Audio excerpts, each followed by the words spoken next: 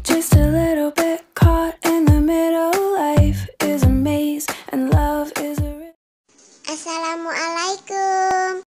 Sebelum belajar kita berdoa dulu ya. Bismillahirrahmanirrahim.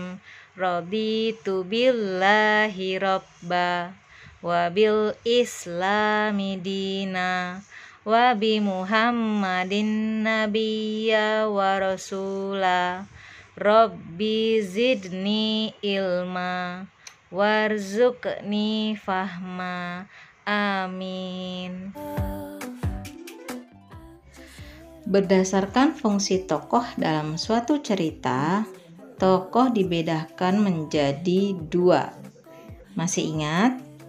Tokoh protagonis dan tokoh antagonis. Tokoh protagonis adalah tokoh yang memiliki sifat positif. Sedangkan antagonis adalah tokoh yang memiliki sifat negatif. Tokoh protagonis dan antagonis dapat ditentukan dengan cara kita memperhatikan hubungan antar tokoh dalam cerita. Perhatikan cerita fiksi berikut. Pada suatu hari ada seorang pemuda bernama Toba sedang memancing ikan. Umpan yang sudah lama dia lempar akhirnya dimakan seekor ikan. Betapa terkejutnya dia ketika melihat seekor ikan mas bersisik emas yang telah dia dapat. Akhirnya Toba yang merasa bahagia pulang ke rumah, tetapi sayangnya semua kayu bakar di rumahnya sudah habis. Dia menyimpan ikan itu di dalam wadah besar dan mencari kayu bakar. Toba pulang dengan membawa kayu bakar, sayangnya ikan itu menghilang. Dia hanya menemukan wadah yang berisi koin emas. Ketika dia masuk ke dalam kamarnya, ada seorang wanita cantik yang sedang menyisir rambutnya. Wanita itu akhirnya menjadi istrinya tetapi dengan satu syarat, yaitu tidak boleh mengungkit asal-usul yang merupakan penjelmaan dari ikan. Mereka dikaruniai anak laki-laki bernama Samosir. Setiap hari Toba bekerja banting tulang untuk mereka berdua. Namun Samosir malah menjadi anak yang nakal dan pemalas. Suatu ketika Samosir diminta untuk mengantarkan makanan untuk ayahnya. Bukannya langsung pergi ke ladang, dia malah main bersama teman-teman lainnya.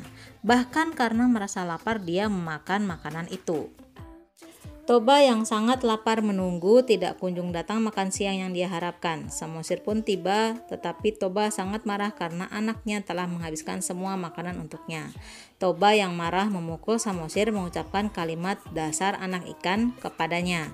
Kemudian dia mengadukan itu kepada ibunya dan ibunya memerintahkan Samosir untuk naik ke atas bukit karena Toba sudah melanggar janji untuk tidak mengungkit masa lalu ibunya. Air bah yang sangat deras membanjiri daerah itu, ibunya melompat ke dalamnya dan menjadi ikan kembali. Ayahnya yang tidak sempat menyelamatkan diri pun ikut tenggelam. Samosir berubah menjadi pulau yang diberi nama Pulau Samosir, dikelilingi danau yang diberi nama Danau Toba. Dari cerita asal mula Danau Toba tadi, kita dapat menentukan tokoh protagonis dan antagonisnya.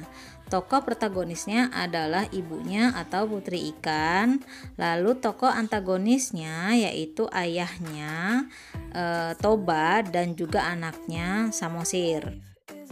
Teman-teman, untuk mengetahui sifat tokoh, kamu perlu membaca cerita fiksi tersebut secara berulang-ulang dan memahami jalan ceritanya. Atau selain itu, kamu juga dapat mengetahuinya dengan menjawab pertanyaan yang berkaitan dengan watak tokoh tersebut.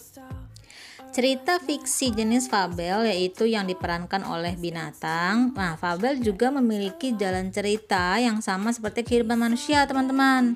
Beberapa hewan dipilih untuk memiliki sifat tertentu, misalnya kancil melambangkan kecerdikan dari manusia, serigala menggambarkan keserakahan manusia, burung elang menggambarkan kegagahan, harimau menggambarkan kekuatan dan kesombongan, dan semut menggambarkan sikap kerjasama. Jadi cerita-cerita fabel itu sebenarnya mewakilkan manusia di dalamnya, cuma dia menggunakan tokoh binatang gitu ya teman-teman. Semoga teman-teman paham ya dengan penjelasan tadi. Alhamdulillah kita sudah selesai di materi ini. Sampai jumpa. Assalamualaikum.